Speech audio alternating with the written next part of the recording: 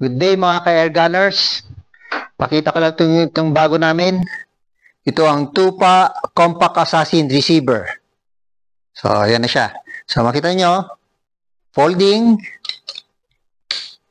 siya. Ayan. Side lever.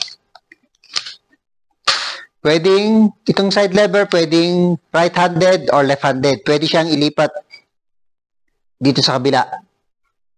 Okay? So, pwedeng ilipat. Left, right. So, regulated. Meron siyang space for plenum. Nasa loob na. So, parang built-in ng plenum.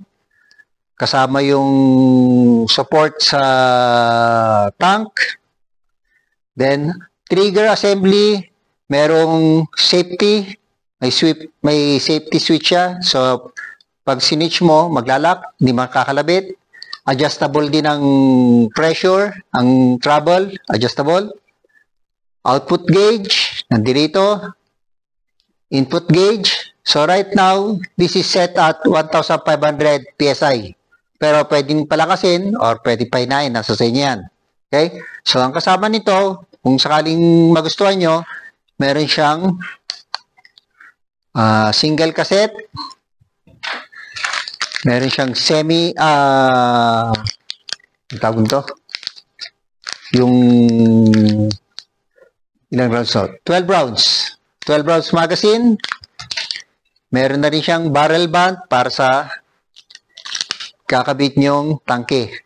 Okay? So, itong barrel band is for 60 mm. Saka, ito yung pang, ano nga ba, ilang 18 to 20 yata to, kayo na mag-a-adjust. Okay? So, ang kulang na lang nito, kung sakaling gusto nyo, is barrel and the tank. Saka bat. So, provide din namin tong grip. So, ganyan na siya. So, kikita nyo, kulang na lang nga is barrel, tank. And then, ready na kayo. Okay? Yan siya. So, close up. Alisin na natin itong grip. O, makita mo? Ayan. Compact Assassin. Gauge. Trigger.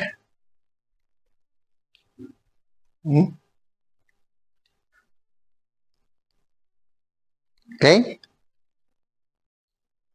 Ito pa pala. Adjustable nga pala ang hammer spring nito. Ano lang, screwdriver lang, ma-adjust mo ang hammer spring. Okay? Thank you.